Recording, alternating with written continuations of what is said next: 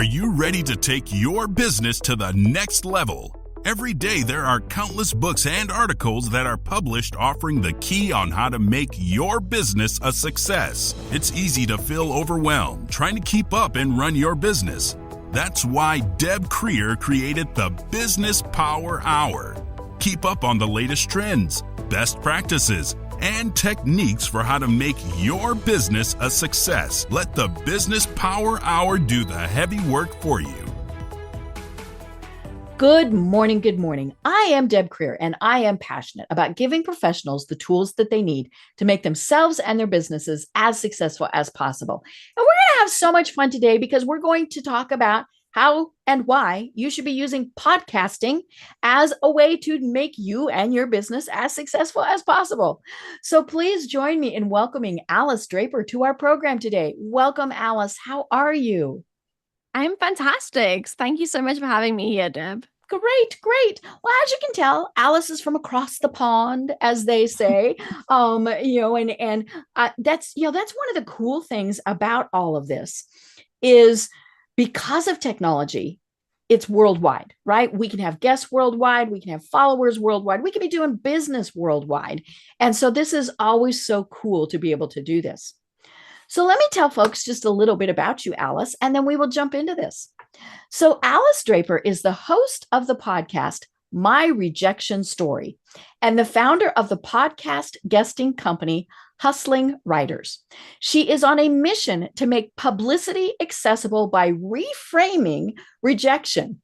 Alice has secured her clients on countless podcasts, including most of the top 0.5% shows. So those are the ones that are really, really up there. We're only in the top 2%. So on her podcast, My Rejection Story, you can listen to best-selling authors like Neil Patel, Jason VanRuler, or Tina Wells as they share how they navigated the toughest periods of their personal and professional lives and how this shaped the success they now experience today.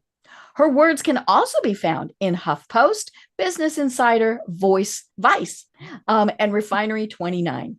Some of Alice's favorite things include strong coffee, affordable travel hacks, and deep connections. She detests small talk, waking up early, we were talking about that, and unnecessary jargon. So again, Alice, welcome. Thank you so much. And that was such a fantastic introduction. So I really appreciate it. I love it. Well, I always like finding out from my guests how they got to where they are today. So how did you discover that, at least for now, this is your passion in life? That's a great question. And it's probably hard to give a very accurate answer, I think, because I think hindsight bias is always at play. So I might. Right. Yeah. It's not like you woke up and went, "Oh, I want to do this." I mean, I can say wholeheartedly that I stumbled into publicity. I knew I wanted to be a writer. Always knew I wanted to be a writer. Some of my first memories is that I said, this is what I'm going to do. And at that time, I thought that I was going to be a starving artist. I thought that writers earn no money. And I was like, okay, I love this. If I have to be very, I will work very hard and not have money if that's what the profession dictates, because I love writing so much. And then when I went to university and kind of met other writers, I realized that you don't have to be poor, because there were writers out there who were not poor. There were writers out there who were poor, but the ones who weren't. So I was like, okay, I like what you're doing. I need to learn from you. And so I built a freelance writing career in university, and I continued working as a freelance writer when I graduated, and I was basically out earning what the market would pay me for a full-time job by the time I graduated. So I knew I just had to go with this full-time. I never even knew I was going to be an entrepreneur. I just knew I wasn't going to take a pay cut as a graduate. So I was going to carry on freelancing, which is how I kind of became a business owner. I started working with clients.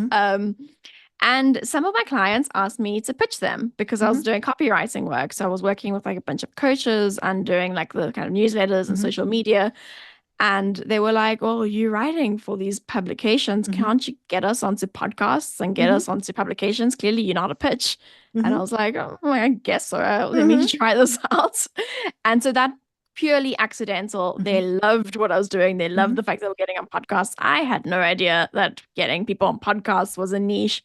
Mm-hmm. And then my mentor at the time, and this is going back about 5 years ago, Mm-hmm. said, Alice, you're onto something here. You need to ditch your other clients. You need to stop doing all these other things, and you need to just do this. Mm-hmm. And so I listened to her. It was terrifying, Mm-hmm. and it worked really well. Mm-hmm. And that's kind of how I built that niche. Mm-hmm. And then the rejection side of it is something that's really been Mm-hmm. building up over time Right. because as a freelance writer, I got a lot of questions from other people I studied with because I studied journalism saying like, Mm-hmm. how are you doing this? How are Mm-hmm. you getting your work out there? How are you getting these bylines? Mm-hmm. And I was like, I'm pitching myself and I'm Mm-hmm. getting rejected a lot. Right. You get those rejection letters. Mm-hmm. And so, yeah, exactly. And so I started noticing that kind of a difference between me and my friends who weren't writing is Mm-hmm. that they were not withstanding the rejection. Like they really didn't know how to put themselves out and get rejected. And that became kind of a big difference, a key differentiator. And then I noticed the trend coming up more and more. And like I was in part of a group coaching program, and I noticed that the number one blocker with all of these people with getting their products launched was that they were terrified of rejection. Like people who had been in corporate for 30 years had powerful partners, like previous partners, like that they'd worked with, who they could reach out to say, hey, I'm launching this new like offer. Could we partner? Could you give me some feedback? Could you share with your network?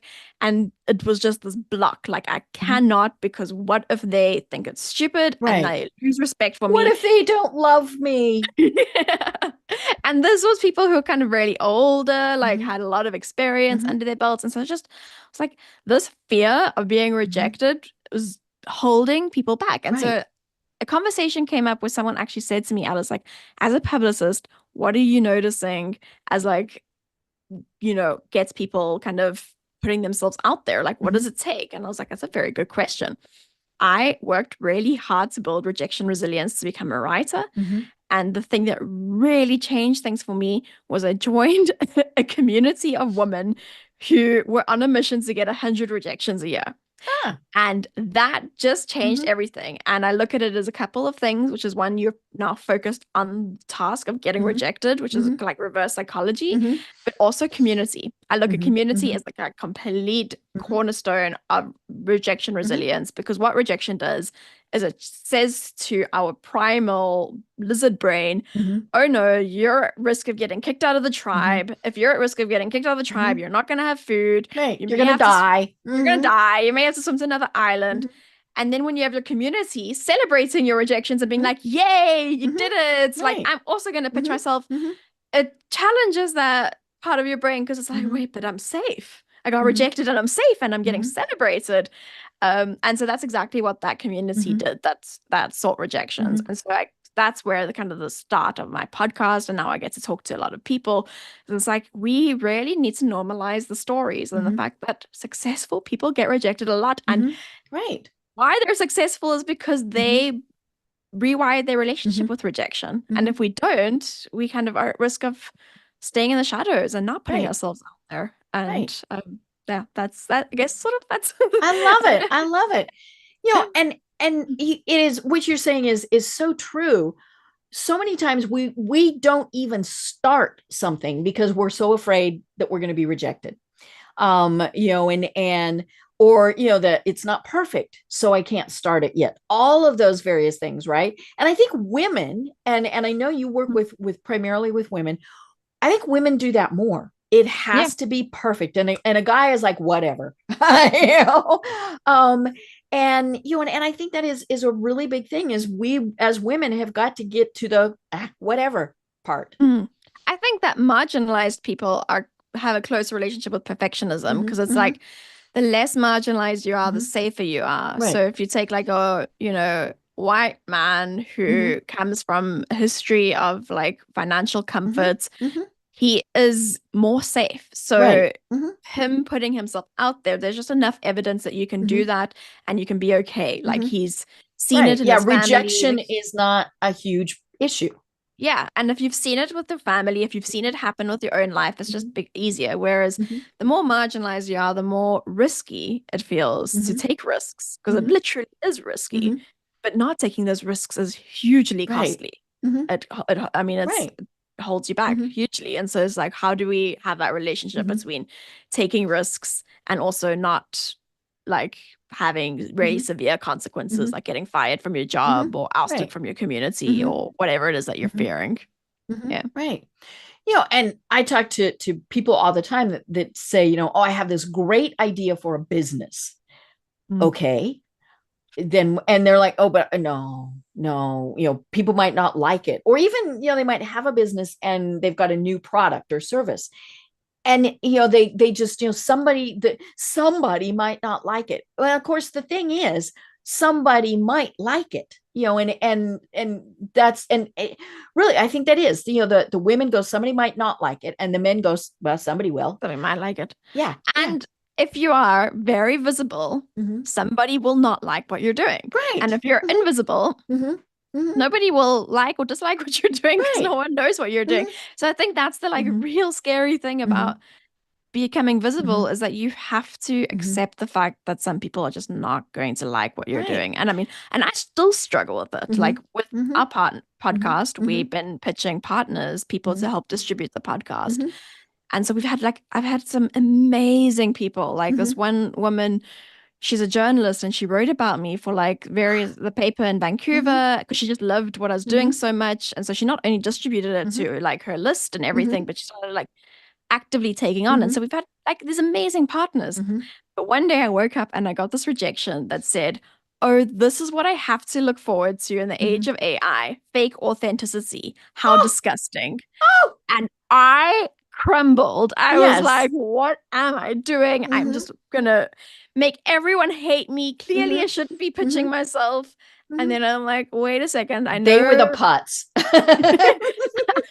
And I know a lot about rejection, and that is exactly the reaction that would hold me back. And if I am visible, I have to accept the fact that some people aren't going to like what I'm doing. Oh yeah, that's just part of, you know, and we're not going to be everybody's cup of tea.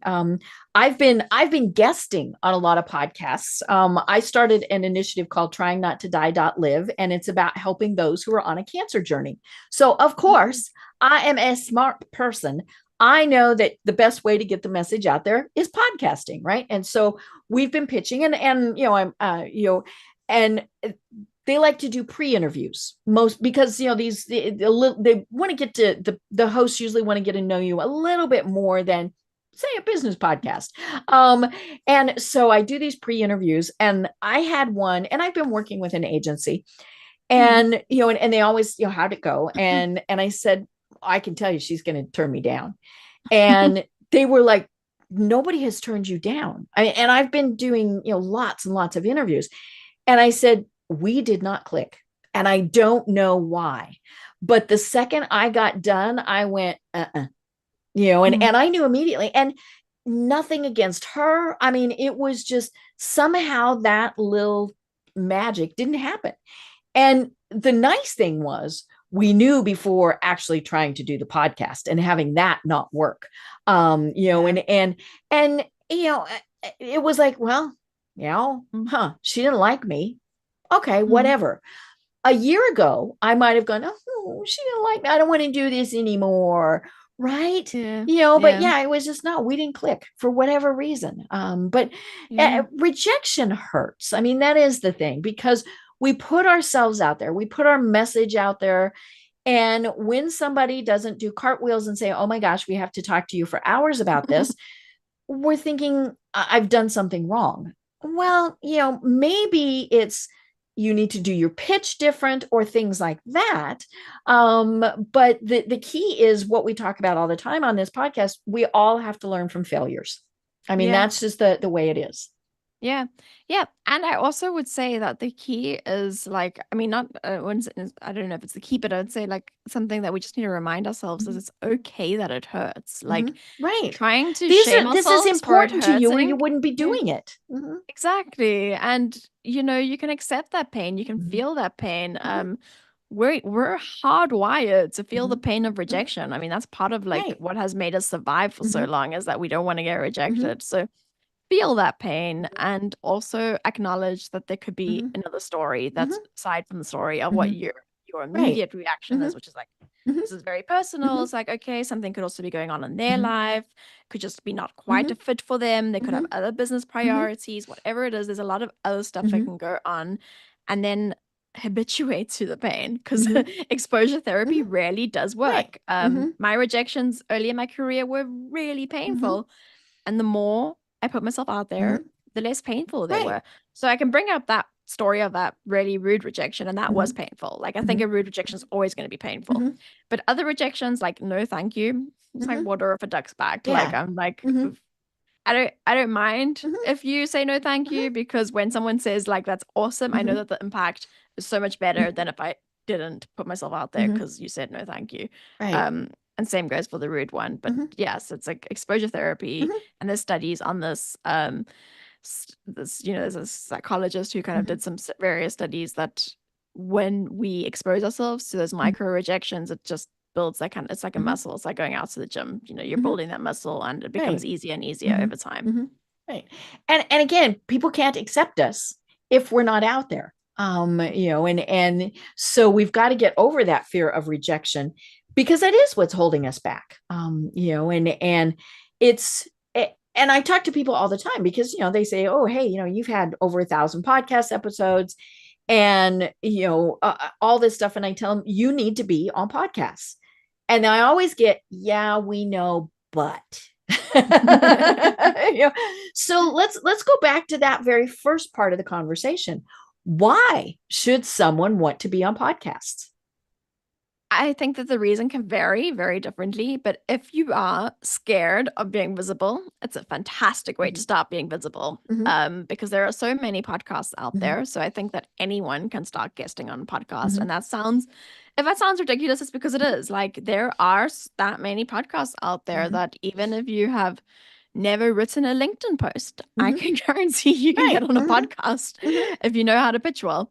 So when that really builds that muscle of visibility and talking. But I'd say more than that, if you are looking for visibility for your business, there are so many ways that it benefits it. So I have a client who is a women's leadership coach, and if you Google those words, she's on the first page of Google. Part of that is because she's been on so many podcasts. Every time you're on a podcast, you're accumulating multiple backlinks, because a podcast is syndicated onto multiple networks. So all those backlinks is telling the search engine that your website important person. Important. And then sales, I have clients who get new clients just straight because someone listened to them on a podcast, and they're like, I need to work with someone like you. But then I think also, if you are someone who needs to be visible for other reasons, it's a very great way of growing visibility. So many of my clients have written books, so they go on podcasts to sell their books, and they see a spike in sales every time they go on a big podcast. I feel like I can keep listing so many reasons. And that's the thing. I mean, it's a huge list. And it's funny, as you were speaking, I Googled how many podcasts are there. And I love that. So it says, if you have active podcasts, so you take out the ones that really aren't active, it's 4.2 million active podcasts, which then, of course, we just totally overwhelm people, because they're like, oh my God, where do I start? But the thing is, and we were talking about this before the program, no matter what you do, there's going to be a podcast probably that talks about it. Now, it might be something that has 10 listeners, but if those are the right 10 people that you need to reach, then it works. And of course, we all like social proof also. On my website, I have links to every single podcast episode I have ever been interviewed on. So then somebody looks at that. It's kind of like the same thing with LinkedIn. When you get recommendations, and you'll get a request for one after this program. And so you don't hesitate to ask for those, right? But if you have somebody who has, say, 20 LinkedIn recommendations and somebody who has 200, you immediately assume that the person who has 200 recommendations is better. whether they are or not. Maybe they just, knew enough to ask 200 people for those recommendations. But that social proof is what's so important. And it is, getting that first one might be really hard. And I have had guests who I have been their very first interview, and I try to make it as fun as possible so that they want to do more. But, everybody has to start somewhere. Now, maybe you have a friend who has a podcast, things like that, so you can go on those. But you also need to be realistic. Don't pitch yourself to, one of the very high top ones if you've never done a podcast, because they're going to look for the social proof also. Have you ever done this? Am I going to get you on mic and you're going to go, and so it's okay to build. Yeah. I agree with that, but I also, because we do it with our clients, we just got a client who has like 2,000 followers onto a top 0.05%, Cool. which is like hundreds of thousands of downloads a month. Mm-hmm. And he had been on small handful of podcasts beforehand. But it's a stretch and it's a reach. And I will always say, like, I cannot guarantee that you're going to be getting accepted, but we can go for it. And the thing is you need to be really creative and strategic about how you're doing this. One, your pitch needs to be damn excellent and really catch the host's attention. But two, are there other ways you can connect with them? Like, for example, are you friends with someone who was on their podcast? Because you'd be surprised. Like, there's like 3 degrees. It's like we're all like 6 people away from someone. So you can be really surprised by like what connections you have to some actually really famous people. Like, we get and I think the scaffolding technique, which you hinted at, is very effective. So we could get a client onto a podcast that's like a top 2% podcast, but the host of that podcast has been on many top 0.5% podcasts. So then we're mentioning in pitches that like they just did a conversation with this person and we saw your interview. And so there's that connection. And as you said, social proof, it's like, oh, if they interviewed you must be someone interesting. And then like we can kind of do that with even the bigger podcasts. And so a lot of bigger podcasts, you would be surprised by what connections you may have, especially if you are friends with people who have a lot of visibility, and you can start kind of leveraging those connections in your pitches. Right. And I've talked with people who have bigger podcasts, and one of the things they tell me is they don't get pitched nearly as much because so many people assume you have to be a megastar to be on the podcast. And so a lot of times they are searching for guests. And again, it's like you said, if you have a good pitch and a good story, they're going to look at it. They might not, their people will, but it is all about that pitch. So let's talk about that, because I get pitched on average 2 times a day with people who want to be on the podcast. And we've actually turned off accepting guests for the whole rest of the year because we have so many. And, and the problem is then when we reach back out to them several months after they pitched, we can't find them, for whatever reason. But, it's, so we've just said, okay, start over again in 2025 and we'll go from there. But I really do look at the pitch, and I don't care if it's coming from the person pitching themselves or if they're using an agency. That's perfectly fine. I use an agency. But why is the pitch so absolutely critical? And then let's talk about what needs to go into it. Yeah. I mean, why it's so absolutely critical, I think, is because it's your very first impression, and first impressions matter a lot, especially in this context. Like, someone does not know you from a bar of soap. The chances of you being dismissed are extremely high, especially if we're looking at the more high-profile podcasts, because they do have a booking team to secure their guests. They have a budget. If you have hundreds of thousands of people listening to your podcast, you have a budget to have someone booking guests on your show.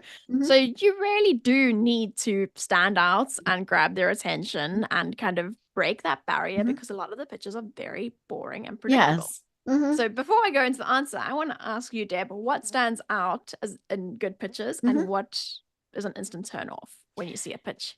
So it's like the dating program, right? So an instant turn off is mistakes and typos. You send me a pitch that has the name of somebody else's podcast, and I don't care. And yes, we all do cut and paste, but proofread, folks, proofread. Or get the name of my podcast right, or my name right. I mean, some of these things are just simple, basic things, but you'd be surprised at how many I get where there are mistakes. And I know I'm getting the ones because because this is a business podcast, we are on a lot of agency lists where when they have a client who has a new book, they send out 50 pitches. So it is cut and paste, cut and paste, cut and paste, cut and paste. But I like it when they say, I'm a big fan of your podcast. Okay, that's really easy to say. And I know most time they're not. So, but then when they refer to a podcast episode, again, that might take them 5 minutes, 10 minutes worth of research. But the fact that they actually went to the podcast and listened to an episode or two really makes a big difference. And that's just simple and basic, but most people never take the time to do that. So if I can tell that somebody took the time to do more than cut and paste, they're going to get my attention. The subject line has got to be something that I know what's happening. Otherwise it goes in the spam folder, and then gets trashed. So it's okay for me anyway, for somebody to say, guest suggestion or something like that. So then I know, okay, hey, read this, because a lot of pitches do go automatically into my spam folder, and so then I'm going to scroll through very quickly and see, and don't be cutesy. I mean, I get cutesy and I'm like, really, you get the, you are so absolutely fabulous that I think my guest would know, because we're all very busy people. So I need you to get to the point right away. Don't wait 4 paragraphs before telling me what it is that you're even pitching. And then the other thing is, if and when we do accept you, follow our instructions. Our instructions, or the ones coming from my producer, aren't just, hey, we'd like you to do. It's, I need a headshot. I need a bio. I need this, and give it to me in the format that I ask for. That annoys me when somebody does something where you can tell, again, cut, paste, and they're not paying attention. I think one of the ones that really got me, and you're going to love this. In the stuff, I ask people, for basically, what is it you want to talk about? So what are the speaking points, things like that. And now I've had them say, Bob, Sue, whoever, can talk about a variety of subjects. Here's several, or, a little bit more vague. Happy to go any direction you want. Now, I'm not keen on that because it means I have to research a little bit more. But I do research my guests. I go to their website, I read their books, all of those things. But I had a PR person one time who didn't even fill that section in. And so went back to her and said, what is it that, you are wanting this guest to talk about? And her response to me was, it's your job to figure it out. What? This is the PR person. This was a PR person. And I thought my producer was going to reach through the computer and bop her. I'd never had one, and so I thought, well, that's kind of ballsy. And so I actually researched the guest a little bit because I thought, okay, now, and it got my attention. Now, it got my attention in a bad way, but got my attention. And I thought, okay, person does sound pretty interesting. And so I was able to do my own research enough that we went ahead and had the guest. But then the funny thing was, after the program, he did tell me, hey, he was pretty new to it. And did I have any suggestions?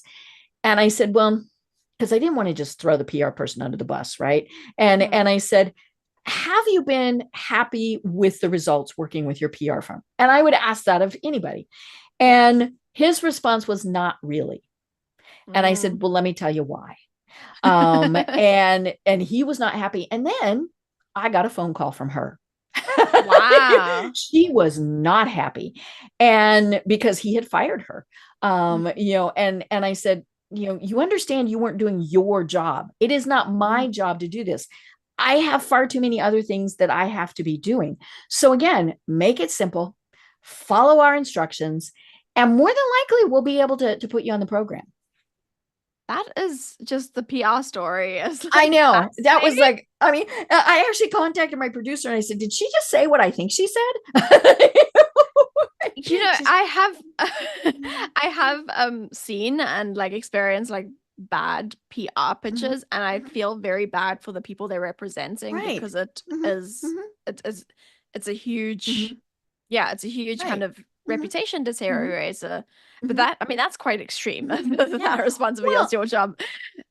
And the client should always be able to say, hey, I want a copy of what you're sending out to pitch me. Yeah. So that's something that with my the way I do it, and I'm going to jump into, because you covered a lot of the good points of what goes into a good pitch, and I'm going to expand a little bit on that. But when my clients work with me, there's a spreadsheet that they have visibility for, and there's an email account that they have visibility. So they have, and they own the relationships that we have. So something that you said is that you like it when they mention something about the episode. And that is precisely what I recommend is like the first point. First point is make the subject line podcast guest pitch, and then an interesting title. But as you mentioned, it's very important that the receiver knows exactly what this email is about. Because if you're deceiving them, so if you're saying like, I have this, whatever, I don't know, I get a lot of pitches for random things where I'm being deceived. Like, once they mentioned my university name in the subject line or something, and then I opened it and it was a sales email, and I was like, I thought this was like an alumni, like kind or of they thing. name drop like bigger podcast names, and you're thinking, whoa, hi, I just got pitched by so and so, and then it's like, no. And so the minute you pick up that you've been deceived, your trust immediately goes down. You just don't deceive anyone. Put that clear subject line.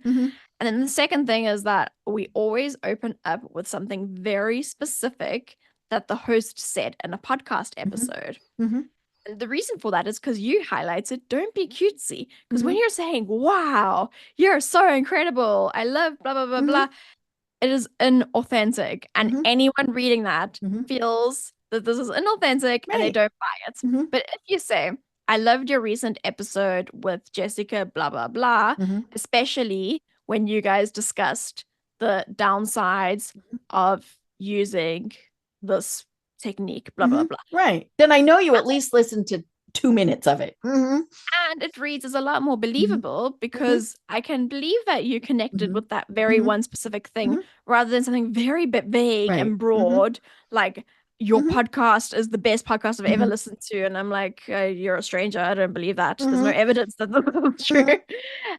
So that's the kind of the key elements is opening with that. And then there's a kind of strategy that we have. It's like a few things you really need to check. One is story. So you open up with a very short, captivating story. And all of this, you're thinking through the lens of, we have a very small attention span. Humans have a very small attention span. Hello, Nat. How can you have like 5 seconds of the podcast host's time before they're deleting that. So if you can open with a captivating story, and so like some examples is like would open with a story about how the client's boss screamed at her and said, you're fired. Now you're like, okay, well, we're fired. Why? And then it's a podcast pitch about workplace bullying. And so then the story kind of like, and it's very short. It'll be like one paragraph. And then it'll be like, I had a conversation. I mean, I would love to have a conversation with you about workplace bullying because your podcast deals with XYZ. So showing that you kind of have that connection, you know that this is a fit for the podcast. Sometimes we'll throw in some social proof. So often my clients, like we've written an article for them about this in like Fast Company or Business Insider or HBR or something. So it'll be like, you can read more about the story on HBR. So now it's like social proof. So you're like, okay, you've written for this like well-known publication. That must be an interesting story. Then it's the speaking points. So then it's like, in this conversation, I'd love to talk about, and then we can bullet point some of the actionable takeaways. There's also on the podcast host now, if their attention, you've nailed it with the subject, you've nailed it with the personalized intro, you've nailed the story. Now it's like, okay, what is my audience going to get from this conversation? Valuable speaking points could be how to advocate for yourself at work, how to deal with a bully, like, this topic is like some of the more actionable takeaways that the host, that the audience will be able to take away from the story.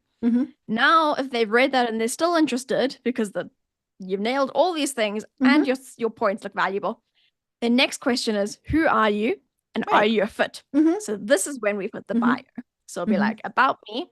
And it's a very short bio, like 2 to 3 lines, kind of what your mission is and you who you serve, and maybe some social proof. So you could say like, I've worked with Nike and Google and whatever, and I've written for these publications. And then we put links. And so it's very, very easy for them to access your website, your LinkedIn, whatever your notable links are. Right. Again, you're making it easy for me to check out. Yeah. So now at this point, Deb, if you have checked that this person listens to your show, acknowledge that they're a fit, the good subject line, and then has an interesting story, has great speaking points, has a credible bio. Now you're just like, okay, let me go look. And you want to make that as easy as possible. Right. And then it's a simple CTA, like, are you interested in the conversation? And that's it. It's fairly short. It covers all the bases. And then follow up, of course. And then another thing that is quite unpredictable, unconventional with the way that I work is that me and my team ghost pitch. So we will actually pitch as the clients. And in our pre-conversation, Deb, you actually said, right, I do like the self pitch, but we don't, it's, I just give it a little bit more priority, but fully realizing that it could be a ghost pitch. No, I mean, now I've really probably thrown a spanner in the works admitting this. But the thing with marketing, and the thing that I always think about, is that one of the best ways to stand out is to do something that is outside of the conventional approach. So an example of this is I was on British Airways yesterday. And I sat on that seat, and suddenly Bridgerton started playing on the screen in front of me before takeoff. And now I'm invested. And it was the safety advert. They were explaining how to put your seatbelt on and how to put the mask on your face. And I was enthralled for that whole 1 minute and 30 seconds. I love it. Because they had it acted out with these old school Bridgerton people. And then they're coming off and showing you how to correctly put your seatbelt on.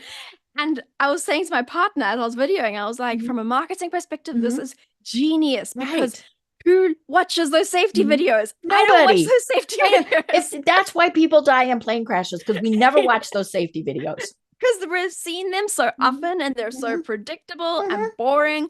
So you really want to kind of break that wall of where someone is completely habituated to seeing things in a normal way. So a podcast host gets pitched a damn lot, and they get pitched by PR people. PR people pitch the bios. So they'll be like, my client is a scientist, blah, blah, blah, blah, blah, blah. It's a very boring read for the host. The host is just like, oh, I'm falling asleep here. So a few ways you can break that is have an interesting story, really interesting story, and pitch it yourself, because that's not what they're used to. Their attention is immediately piqued, because most of the time they're getting pitched by PR people. And so one of the very big podcast hosts actually replied to one of the emails and was like, I like this because you pitched yourself. So that's kind of the unconventional approach we take. It's, some people would rather not, but I'm just a firm believer in break the mold of what everyone else is doing. Like you said, it gets somebody's attention. Yeah. And then you have to be patient. And so I pulled up your original email, and we don't normally go this long. I'm not quite sure what happened. You sent the initial pitch February 7th. So normally we don't wait that long. But that does show, I mean, we just have so many people on the calendar. I actually booked quite far in advance because my podcast launched. And I was like, let's time us around the podcast launch. And we're happy to do that, especially podcast launches, book launches, right? They want us they want the interview to run after they've launched the book.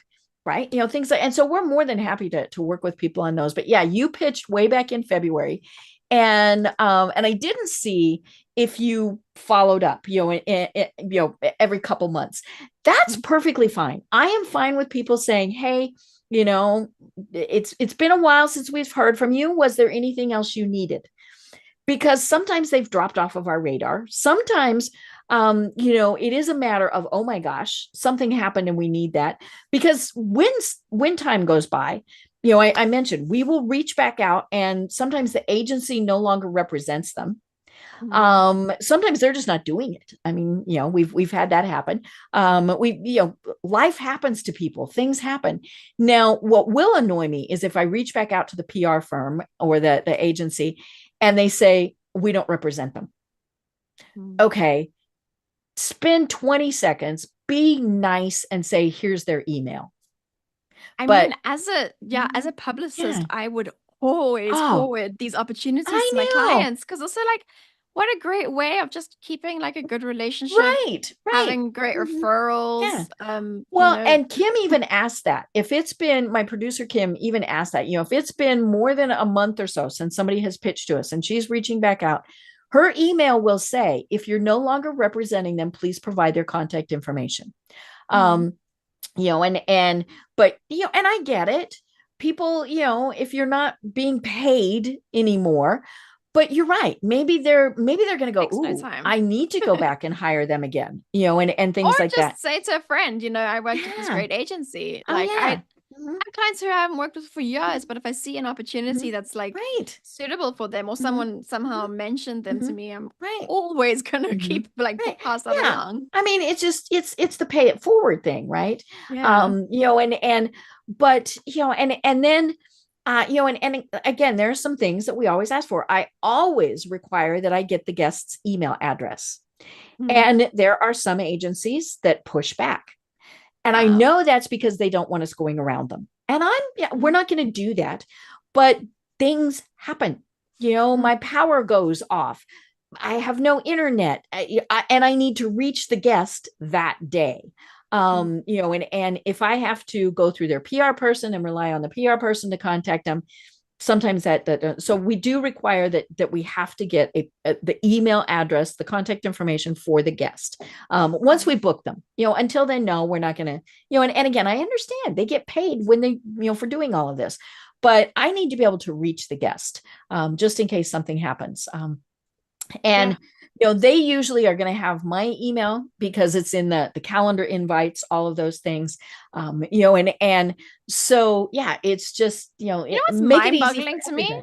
It's just, sorry, like the guest is going to be in a conversation with you. Like, if you wanted the email, you can just say in the it's just mind-boggling to me that they would try stop that, because it's you're having isn't the role of a publicist to build connections? Why would you try and stop that connection? Sometimes we get the info at, and so, okay, but, and of course, invariably, this is, like on television commercials when it says, don't be stupid, don't do this, it's because some idiot has tried it. Well, we have to, we had to implement that policy because there were times where I had to reach the guest and I couldn't, so we just require that, but it's perfectly reasonable. I can't imagine why anyone would not want to. Well, and I'm fine with everything still going through them. Our email system, the scheduling program that we have allows for additional emails. I've even had them participate on the calls. I had one last week where the marketing person from the organization, he came on and I'm like, who are you? And this is before, and he said, oh, I'm the marketing director. He said, I am not going to participate, but is it okay if I just listen in? And I said, okay, mute your mic. And then of course in Zoom, you're able to turn that image off. And then when the program was done, I said, are you there? Come back. And, because then I made it a joke. I said, did he say everything he was supposed to say? And I'm fine with that, it's just, it's very bizarre. I think one of the ones that also gets me are the people who are also recording it. I'm fine with that. Sometimes things happen, and I've actually had to use a guest recording more than once. But don't be using it for your own stuff without asking me. And so I have that disclaimer in there. Because I had somebody who actually posted it. Now, I mean, he gave me credit, but it was just very strange. It was almost like it was his. I mean, it was a very strange thing, the way he went about it. And but yeah, I'm fine. And we now, so many people have the AI programs attached to their Zoom thing that's going to make. I'm fine with that as long as I can make it not visible. Yeah, absolutely. It's fascinating, the different ways people approach things. And it's even if you're pitching yourself, you are doing this usually for a business reason. Now, it could be that it is a passion project that you're working on, things like that, but you still need to approach it from a professional perspective. I don't think I've gotten an AOL email address in a while, but that one is, but I'm going to get Gmail, and Gmail doesn't bother me in the slightest. So many people use Gmail. I don't see that as not being professional. But we use a scheduling program. So I tell people, pick 2 dates, 2 times. They don't always pick 2 different dates. But it means I have to keep my calendar very accurate. Because it's embarrassing to go back and say, oh, Alice, I screwed up. I forgot to put this on my thing. It just makes it so much easier when they go through there, because we've all had those conversations with people. Would Tuesday at 1:00 work? No, Tuesday at 1:00 wouldn't work. Would Thursday? And we just go back and forth multiple times. I have a scheduling program. Use my scheduling program. That's the easiest way, because it also is then going to send reminders. Hello, you have an interview on the Business Power Hour coming up in 24 hours, or an hour. I mean, I've got it set to do that. So I loved it. So I got it. And I was like, this is just amazing. Because I think it's something that goes through the guest's mind is this still on? Like, am I planning, and I've had people from my own podcast to be like, just confirming it's still on. And so I think it's really affirming to be getting those reminders that it's still happening. And if somebody's doing, say, a book tour, an online book tour, and they're going on lots of podcasts, it's easy to get confused. And so I figured the little reminder is just something, and it's real specific. I mean, it has the show logo. It's not, hey, you've got a call coming up with Deb. No, your interview on the Business Power Hour is, because I'm professional also. But I'll be honest, it has taken us a while, 1,001 programs, right, to get there. And we're learning all the time. If somebody were to say, hey, have you thought about doing it this way? Sure, I'm more than happy to think about it. But we are business people. So how can we make it easiest for everybody involved? Yes. And so you highlight such an important point that when it comes to pitching and pitching well, is make it as easy as possible for the host. You don't want to be causing any friction for them at all. Right. So, one of the things, like I said, so many people say, yeah, I should be going on podcasts, but then they say, what would I talk about? So what do you tell those people? Hey, Alice, I know it'd be really good for me to go on podcasts, but I don't know what to say. And I mean, I think people ask that. And so as a publicist, like when I work with my clients, I obviously figure that out with them. Right. Strategy and now, do you still do any copywriting, or is it just strictly podcast? It's just podcast. Okay. Because I was thinking if you did copywriting, then you'd already know their message, but no. Okay. well, I mean, I am a writer. So right. I very much, I ghostwrite for some of my article clients, because part of the PR for like some of my VIP clients is I get them in publications. So I'll ghostwrite these stories. So I feel very confident. Right. But for the most part, it's just the podcast pitching. Yeah. And that is writing. And I kind of look at that as with the skill. But yeah, so when it comes to what am I going to pitch myself, it's like, well, I think a couple of things is, what is your strategy behind going on podcasts? Because you don't want to be talking and pitching yourself on something that's completely unrelated to what your end goal is. I've had that happen. I'm like, you understand this is a business podcast. Yeah, but also like, maybe you wrote a book about how to Right. grow your I don't know, maybe Mhm. it's like a book you wrote about how to Right. market So your you're going to business. talk about how you marketed the book and yeah. Mhm. Yeah, so then you're going to come onto the podcast, Mhm. hopefully, and talk about things related to the book. Mhm. But if you come on and you end up pitching something else, like a story about how you like I don't know, or care about some other unrelated thing, it's a very hard sell to then get people to buy your book when you were Mhm. talking about something completely Right. different. Mhm. So I think having that strategy behind why am I getting on podcasts? Mhm. Oh, I'm getting on podcasts to sell my book. So I'm Mhm. going to be Mhm. talking about topics related to my book. Then I would get quite specific. So Mhm. I would be looking at like, what are the like a very specific part of the book? What is a very specific story? And what are some Mhm. very specific speaking points? Mhm. Because when you're pitching the whole book, like, you know, it's very vague. Mhm. There's a very good chance that the messaging is going to get lost because it's like how to market a business. Like that's Mhm. quite Yeah, and boring. just telling me I wrote a book on how to market a business. It's pretty boring. Mhm. But if you have a very specific strategy, Mhm. like I used Mhm. podcast guesting to market my Right. business, like Then I'm going to go, okay, that sounds interesting. Tell me more. yeah. And so then that's when you can kind of like you could open up with your story Mhm. and your speaking points. So I think it's looking at some of the Mhm. pain points that your Mhm. audience has and also like who you're serving and how Mhm. you can solve it, and then choosing a very specific domain of Mhm. that and getting a story and some speaking point, like Mhm. value-based speaking points related to that. So I don't know if that makes sense, but yeah, Mhm. really Yeah, thinking yeah. through Mhm. that Mhm. those elements. Right. So when you get a rejection, because, right, we've been talking about you're going to get them. Do you ever go back, especially if it's just, no, we don't want them?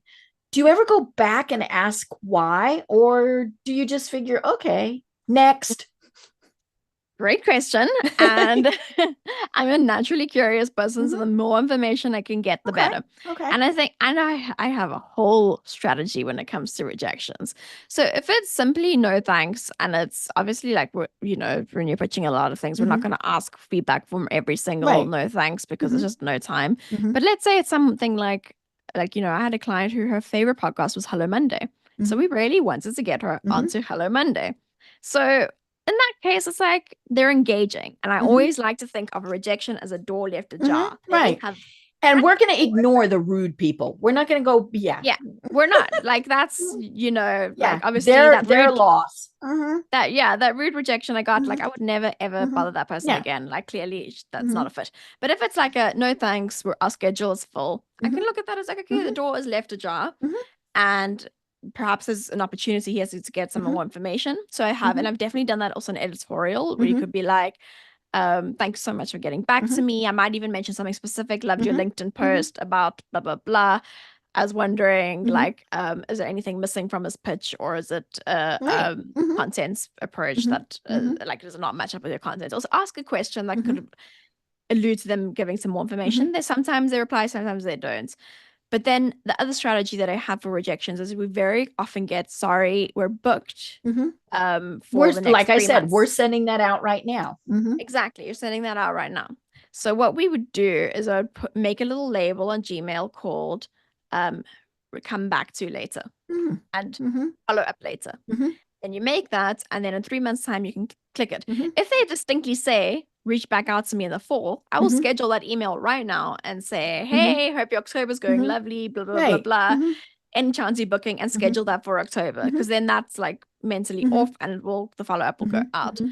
So there's knowing when to reach back. And then I also make a little folder for promising rejections. And Ah. that's when someone is like, I love what you're doing. Like, you know, I just put a hiatus on my Mhm. show, or Mhm. I wish I got this a few months ago because we were just dealing with mental Mhm. health. Unfortunately, right now, our focus is this, this, this. Mhm. Then I'm like, if they're that enthusiastic in Mhm. their rejection, there's Right. a If they very good took that chance. much time. Yeah, there's a very good chance this Mhm. will turn into a yes. Mhm. And very, very often it Mhm. does. So yeah, I always look at like Mhm. a no can really just be Mhm. a no, not now. Mhm. Right. And sometimes it was you had pitched a specific subject Mhm. and like you said, they had already done their mental health issue, month or whatever. Okay, we have other topics. Yeah. And I am perfectly fine with getting those emails. And even the ones where we've been saying, hey, and I say this very politely, I don't say go away and don't come back till 2025, but in essence, that is what it is saying, right? And the ones that say, thank you so much, we'll get back with you again. I'm now, are those in a special folder? No, but the fact that they just kind of took that time again, I'm like, okay. And I mean, there are obviously ones that even when our schedule is full, we still kind of respond to them a little bit differently. And we try not to have the schedule 100% booked, because things happen, right? We've had guests who've gotten sick. We've had guests who, just a variety of things. And so then all of a sudden it's like, ooh, we need a guest now.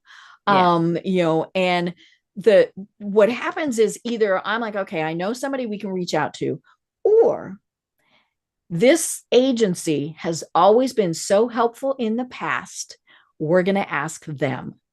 And we've done that more than once. And of course, they always have somebody that they can say, okay, here. So that's kind of where you want to also keep that positive thing going. Even if it was rejection, I might say, oh my gosh, now I do have an opening. And, but yeah, I keep those things in mind. Yeah, I love that. And I mean, I think you just highlighted some really great points there, which is keep that relationship going. So with those promising rejections, as you said, sending that like, thank you so much. It was really great hearing back from you. I always do that. And so that when you reach back out because their schedule's full or whatever it is, they look back at that thread, it's like, oh, like I have positive association with that person. That person was just really nice to talk to. It's a two-way street. We just want to make the relationship as great as possible for both people and more likely to both have a good experience. And connect with them on LinkedIn. When they're talking about it, go in and I've noticed that seems to be a new trend where when I will post, or Kim, my producer, posts our podcast episode, there have been several PR people who have now started responding. Hey, and they have not used it as a pitch for their client. They've just said, hey, this is a really great thing, so, and then when I see their name again, I'm like, oh, they built that relationship. Yeah. Relationship building is very good, like very helpful. Nurture those relationships. Just kind of build that familiarity, that warmth with people. Which is what we should be doing in anything we're doing with our businesses. Yeah. Relationship building. Engage and keep the fire warm.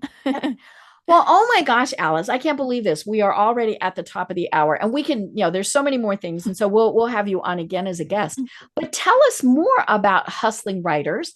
Where do they find you and what are the services that you provide? Yeah, well, you can find me at hustlingwriters.com and all the stuff that I just spoke about, you can get if you put hustlingwriters.com/templates. So templates. And I have a little pitch guide, a podcast pitch guide that covers the key points that I addressed and the pitch templates. So it's got like the template, the exact template we use in-house, which is the one that gets people on the very, very big shows. So you don't have to memorize everything that I said here and take too many detailed notes because it's all there on that easy to access PDF. And as kind of said, Hustling Writers, we do podcast guesting. So we get our clients as guests on many of the top and mid-sized podcasts, all depending on what their goals are.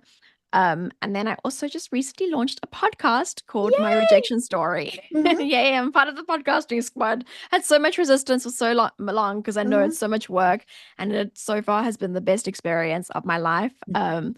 The podcast launched, it was literally exactly a week ago as of recording. So it launched on the 2nd of September. So it's just a baby. It's just a baby. And we made it into the global charts in 7 different countries for Apple Podcasts. And the top 100 of all podcasts in some countries, which blew my mind. It got like amazing press. I am a small baby entrepreneur. I mean, I have a small audience. I have like 3,000 followers on LinkedIn. So it doing so well has just been like Fabulous. Yay. such an honor. Mhm. And it's completely because of Mhm. the community. The community has really Mhm. pushed this project Mhm. along Mhm. with me. So yeah, if you want to hear people's rejection stories, head over to my rejection story and also how they got out of it and became super successful. I love it. I love it. Well, this really has been so fascinating, and you have shared so much great information. I know that people are going to want to connect with you and do all of those various things, and so that will be great. Until we have you on the program again, do you have any final thoughts that you want to leave everyone with? I should have thought really smart about this. um, my final thoughts would be, don't overthink things. And I know that that sounds highly simplistic, but I really do think that building resilience, building confidence, getting your stuff out there happens because you take one small action after another. So every single pitch you send or every time you post on LinkedIn, even though you feel very uncomfortable posting on LinkedIn, or take a video or appear as a guest on a podcast, as nerve-wracking as it may be, those are the reps that will keep making it easier and easier, which will also make you feel more and more confident in your messaging. I am such an introverted person. I never in a million years would have thought that I'd be comfortably chatting on podcasts or hosting a podcast. I quit debating when I was like 13 years old because I had too much social anxiety, and I'd won Best Speaker many times and I was good at what I did, but I just had panic attacks, and so I quit. So this is a full 180, and it's happened because I've consistently put myself in places that were scary, and it becomes less and less scary, and it's just been the most rewarding thing in my life. So that's my final advice, is just keep doing the scary things. Oh my gosh, I love it. I love it. This has been so much fun. I have been talking with Alice Draper of Hustling Writers.